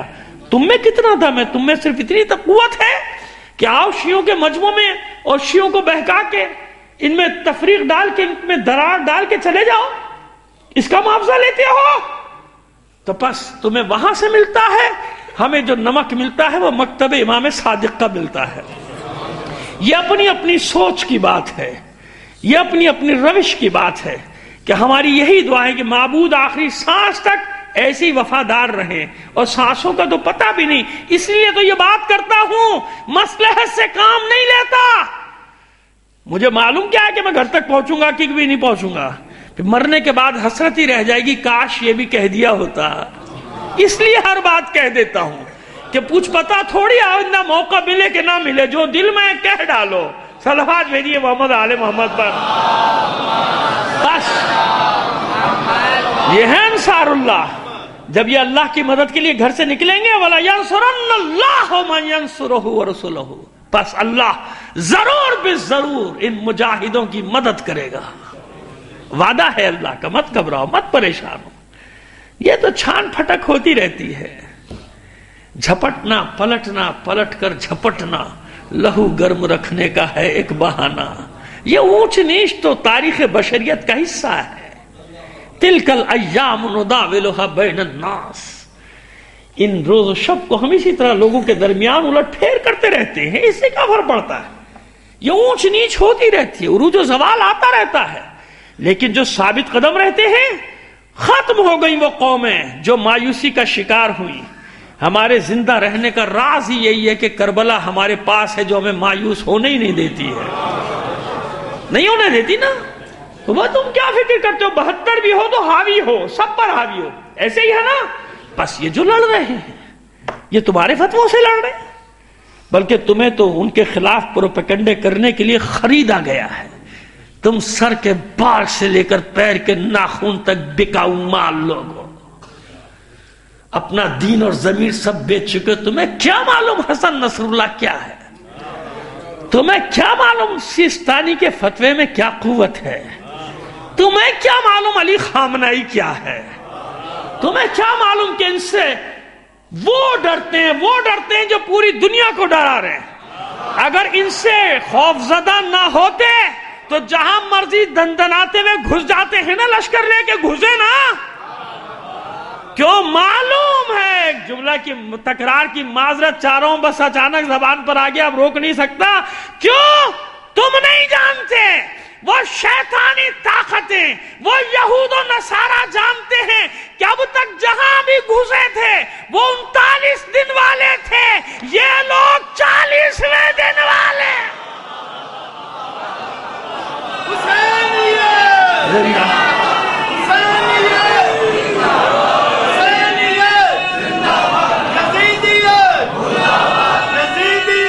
مرداب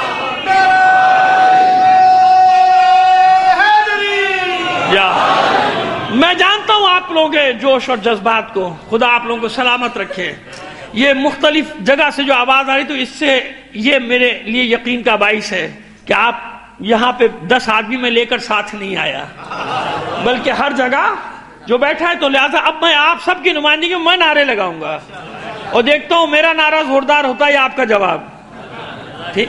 نعرہ تکبیر، نعرہ تکبیر، نعرہ رسالت، نعرہ رسالت، نعرہ حیدری، حیدری. اتنی بلند آواز سے صلوات بھی نائز فرمائیے محمد آل محمد پر. سمجھ میں آ گئی بات؟ تو بابا دیکھو تو صحیح کون اللہ کے راستے میں لڑ رہا ہے، کون مذہب حقہ کی حقانیت کا کلمہ دنیا سے پڑھوا رہا ہے. دشمن جانتا ہے کہ یہ 40ویں دن والے ہیں، 39ویں دن والے اور ہیں، 40ویں دن والے. بس جب سمجھ میں آ گئی بات کہ دشمن جانتا ہے کہ ان کے پاس علی کا نام ہے، دشمن جانتا ہے کہ ان کے پاس حسن اور حسین کا نام ہے، دشمن جانتا ہے کہ یہ دعائے زہرا والے لوگ ہیں. اپنے پہچانے یا نہ پہچانے دشمن جانتا ہے کہ ان کو دعائے زہرا ہے. دشمن جانتا ہے کہ ان کے پاس کربلا ہے، اور کربلا میدان کا نام ہے، پہاڑوں اور غاروں کا نام نہیں ہے. دشمن جانتا ہے کہ جو کل پہاڑوں غاروں میں تھے وہ آج بھی وہیں مل رہے ہیں. دشمن جانتا ہے کہ جو کل میدان میں تھے وہ آج بھی میدان میں. تو شیعہ سب جگہ ہوتا ہے اختلاف. ان اختلافات کو ایسا نہ بناؤ کہ دشمن کامیاب ہو جائے اپنی سازش میں. وہ جو ایک سازش ہو رہی ہے، مختلف فرقے بنا دیے جائیں، ان کو توڑ دیا جائے. تو میں نے عرض کر دیا کہ جس کے نصیب میں گمراہی لکھی ہے اسے نہ میں روک سکتا ہوں نہ آپ روک سکتے ہیں. یہدی من یشاء ویضل من یشاء. اللہ نے فیصلہ کر دیا کہ جس کے نصیب میں ہی گمراہی ہے اس کو آپ نہیں روک سکتے. تو الگ تو ہونا ہے نا حق اور باطل کا، لشکر الگ ہونا ہے نا. حسین چھانٹتے ہوئے آئے نا کربلا تک، بس منزل پر آ گیا.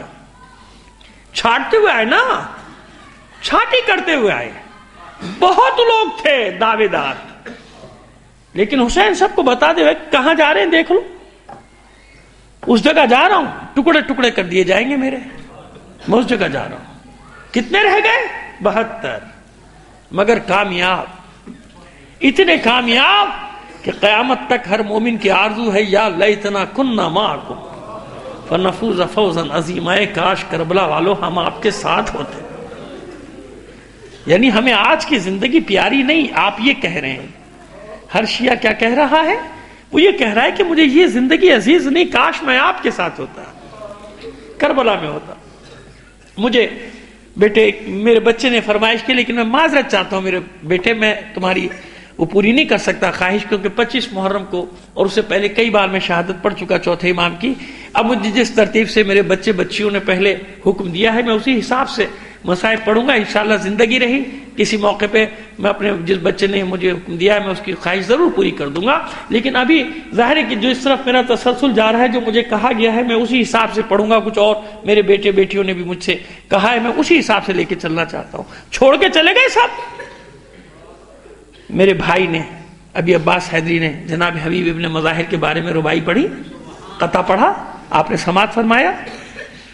کبھی سوچا آپ نے کہ حسین سب سے تو کہہ رہے ہیں چلے جاؤ، مولا جب بھیجنا ہی ہے تو پھر بلا کیوں رہے ہیں؟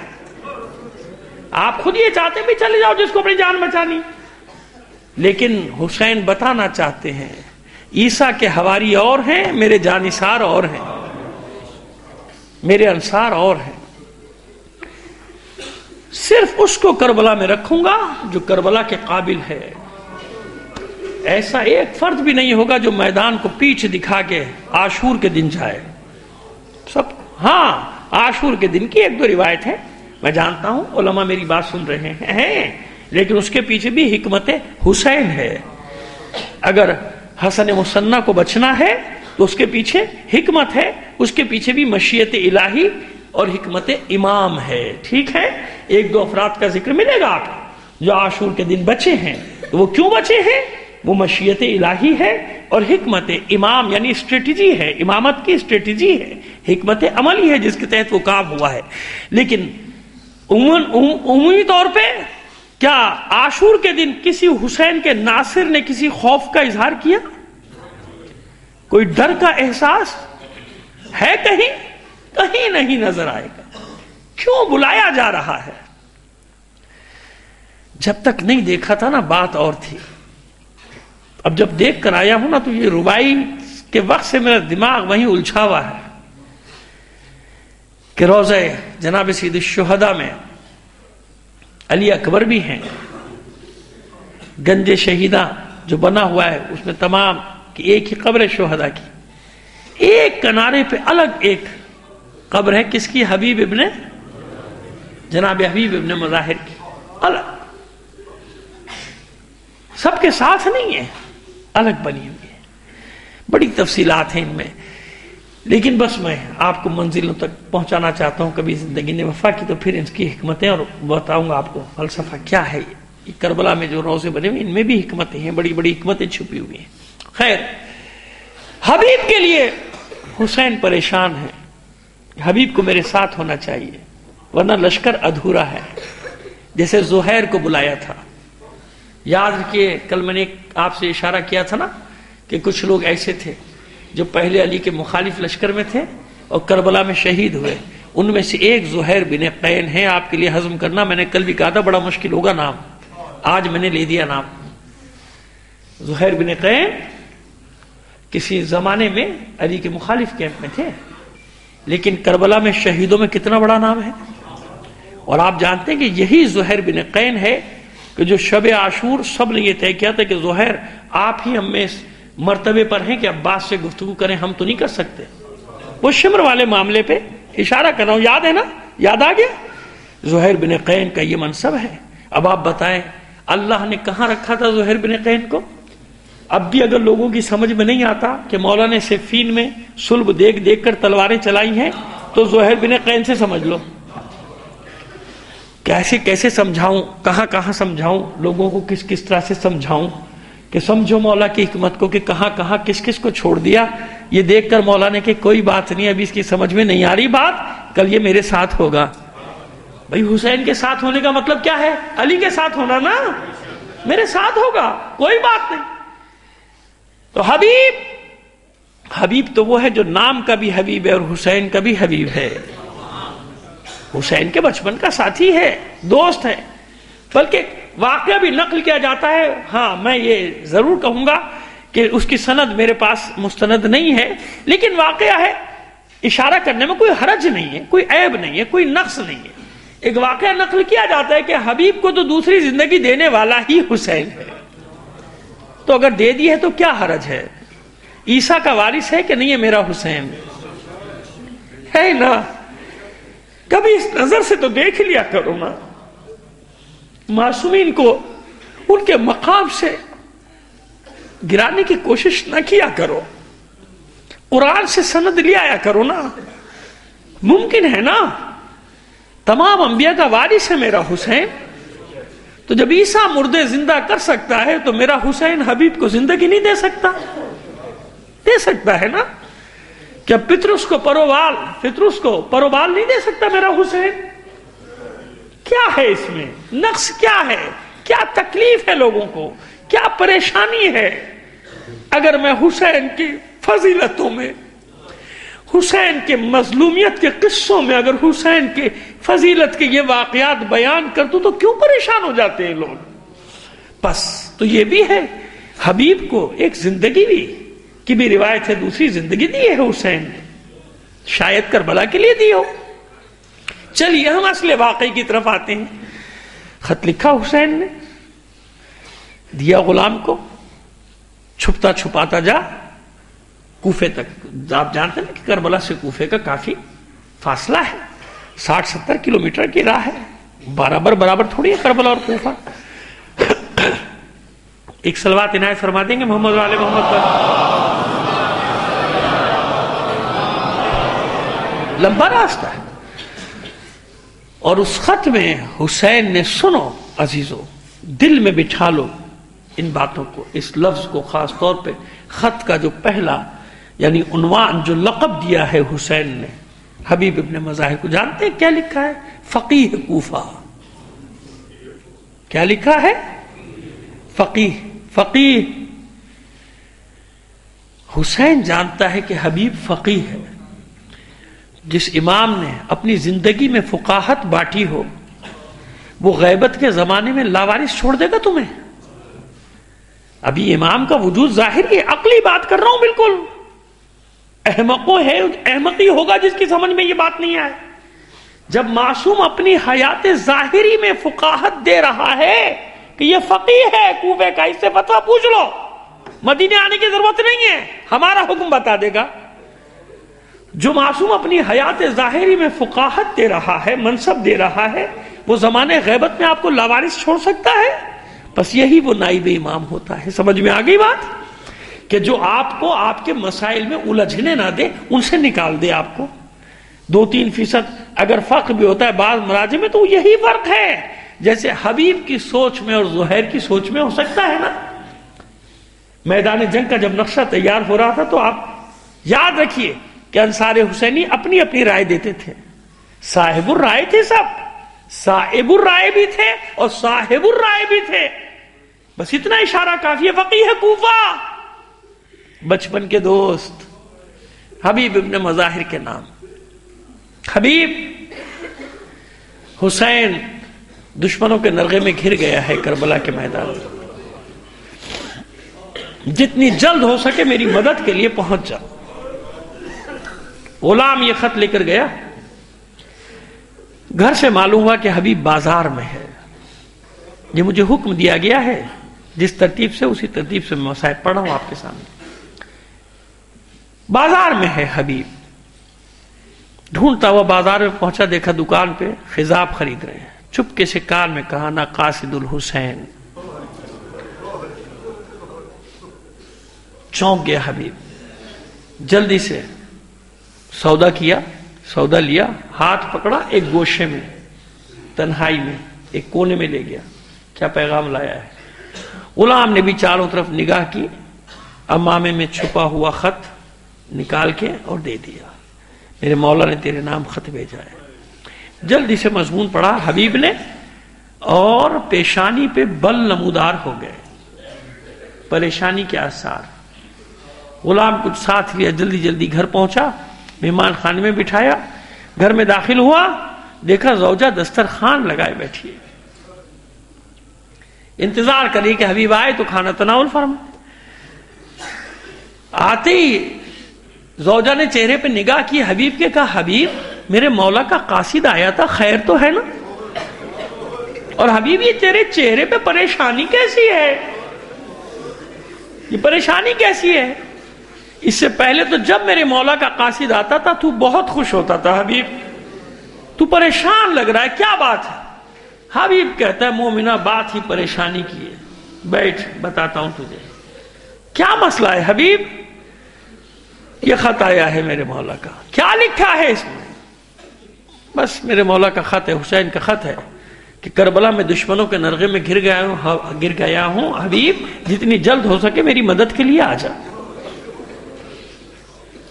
زوجہ نے غور سے دیکھا حبیب کے چہرے کو اور غور سے دیکھ کر کہتی حبیب پھر کیا فیصلہ کیا تو نے، کیا فیصلہ کر رہا ہے، کیا سوچ رہا ہے؟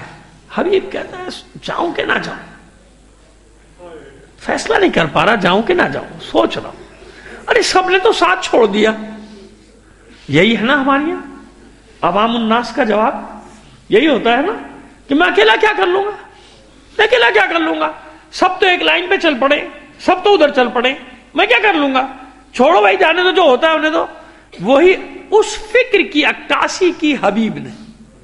وہ جو بعض لوگ اپنے آپ کو یہ کہہ کے بٹھا لیں گے نا ہم کیا کر لیں گے اکیلے، بھائی اب اتنا دنیا میں فتنہ بڑھاؤ، بیٹھ جاؤ گھر میں آرام سے، چھوڑو ہونے تو جو ہو رہا ہے۔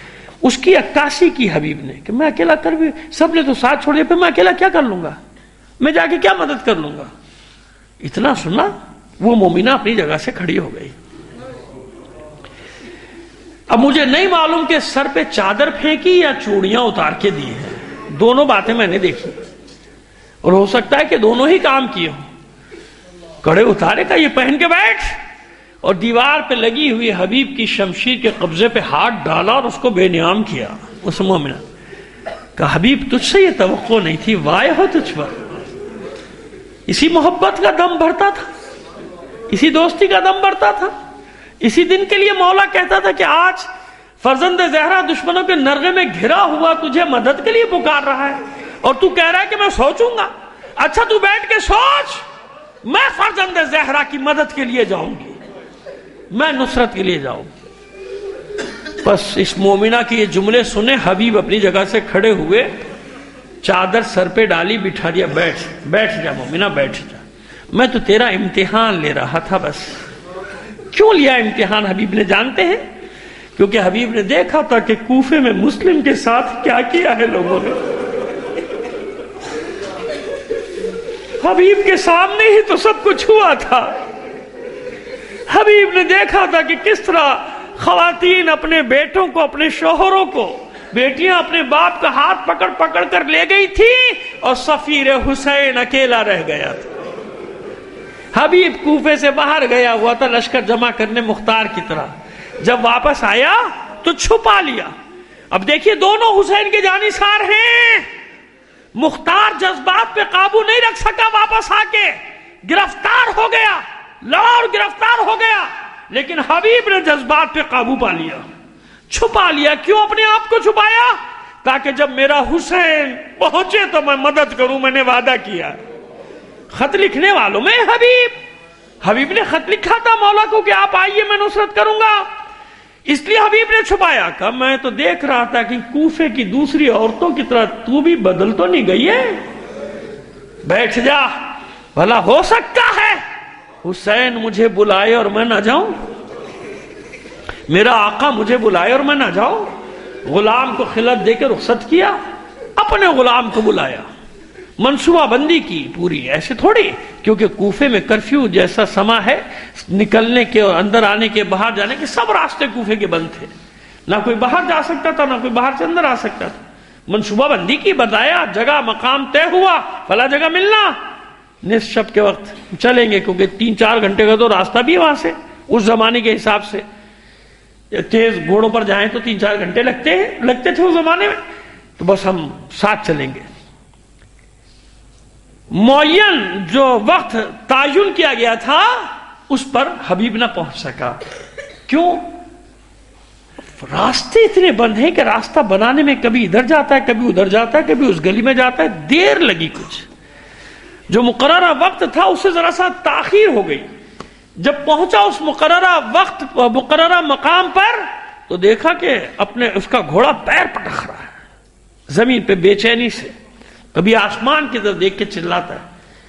اور حبیب کا غلام اس کی گردن پہ ہاتھ پھیرتا جاتا ہے، اس کے بالوں پہ ہاتھ پھیرتا جاتا ہے اور کہتا جاتا ہے دیکھ بس تھوڑی دیر اور انتظار کروں گا، اگر میرا مولا حبیب نہ آیا تو میں تجھ پر سوار ہو کر فرزند رسول کی مدد کے لیے جاؤں. یہاں بھی فرزند رسول کی نصرت. اصول بتا چکا نا کہ امام کی مدد کیا ہے؟ اللہ کی مدد ہے. یہ ہے انصار اللہ. آگے بڑھ کر گلے سے لگایا غلام کو، کہا راستہ بنانے میں تاخیر ہو گئی، بھلا کیسے ہو سکتا؟ پھر ایسے آسمان کی طرف کر کے نگاہ کہتا ہے کیا وقت آ گیا آلے رسول پہ؟ غلام سبقت کر رہے ہیں آقاؤں پر. مجھے دیر ہو گئی راستہ بنانے میں، کیسے ہو سکتا ہے حسین بلائے میں نہ جاؤں؟ ادھر انہی نے سفر شروع کیا، ادھر حسین کا انتظار شروع ہوا. پوری رات انصار حسینی کیسے گزارتے ہیں؟ مناجات، قرآن، نماز شب. یہی تو دستور ہے نا انصار حسینی کا. کاش کے یاد رکھیں اس دستور کو مومنین اور ان کے بچے کہ انصار حسینی نے شب داری کیسے منا دی اور پورے 10 شب تک کیسے شب داریاں منائی ہیں انصار حسینی نے، اور شب عاشور کیسے گزاری ہے. صبح ہوئی، نماز فجر حسین کی ابتدا میں یہ انصار اللہ کے مصداق حسین کے جانثاروں نے نماز ادا کی اور اس کے بعد مسند لگا دی گئی. خیمے کے باہر حسین بیٹھے ہیں جھرمٹ میں اپنے جانثاروں کے، مگر حسین کی نگاہیں مسلسل کوفے سے آنے والے راستے کی طرف ہیں. یہ بات انصار بھی محسوس کر رہے ہیں کہ حسین ایک ہی سمت میں دیکھے جا رہے ہیں. اچانک کوفے کی طرف سے گرد و غبار کے آثار نمودار ہوئے. حسین نے اس گرد و غبار کو دیکھا اور تکبیر بلند کی، اللہ اکبر. انصار حسینی نے بھی حسین کی تکبیر کا جواب دیا، اللہ اکبر. اب حسین کی نگاہوں کے ساتھ انصار حسینی کی نگاہیں مڑی، گرد و غبار کو سب نے دیکھا. کچھ ہی دیر میں گرد و غبار چھٹا اور 2 سوار نمودار ہوئے. اب جب سوار نظر آئے تو اب حسین نے اپنے انصار سے کہا جاؤ استقبال کے لیے، عباس جاؤ، علی اکبر جاؤ، زہیر جاؤ، ابن اسدہ جاؤ، میرا دوست حبیب آ رہا ہے، میرے بچپن کا دوست حبیب آ رہا ہے، جاؤ اس کا استقبال کرو. بس حبیب کا نام سنا اور انصار حسینی دوڑے حبیب کی طرف. حبیب نے سب کو آتے دیکھا، قمر بنی ہاشم تو سب سے نمایاں ہے نا، پہچان لیا، فوراً اتر آیا، گھوڑے سے اتر آیا، دستبوسی کی عباس کی اور کہتا ہے کہ میں اس قابل نہیں کہ علی کا بیٹا میرے استقبال کے لیے.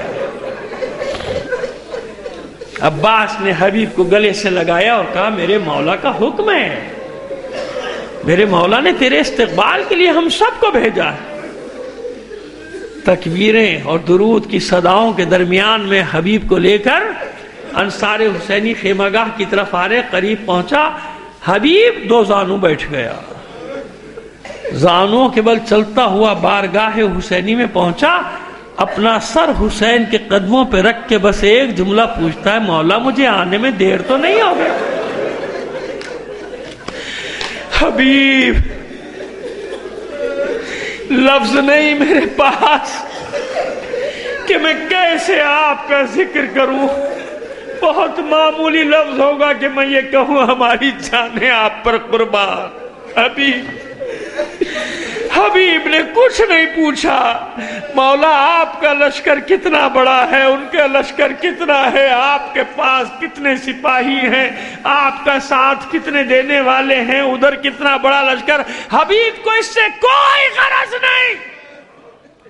حبیب تو بس یہ ڈر رہا ہے کہ کہیں مجھے دیر تو نہیں ہو گئی آنے میں. مولا مولا اس غلام کو دیر تو نہیں ہو گئی راستہ بنانے میں؟ سب راستے بند تھے، ذرا بنانے میں مجھے وقت لگا۔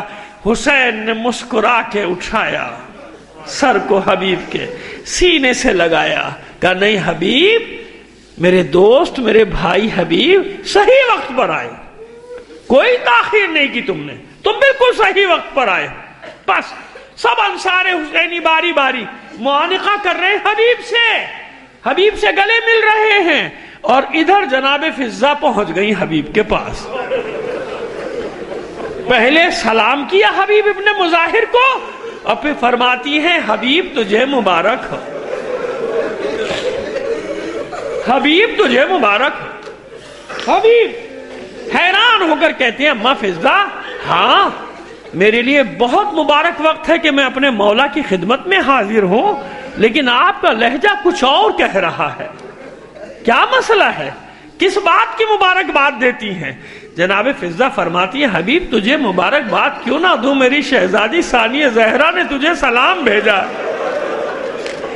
میری شہزادی نے سلام بھیجا ہے، جاؤ میرا بھائی حبیب آیا ہے، ہماری مدد کے لیے آیا ہے، جاؤ میرے بھائی سے میرا سلام کہو۔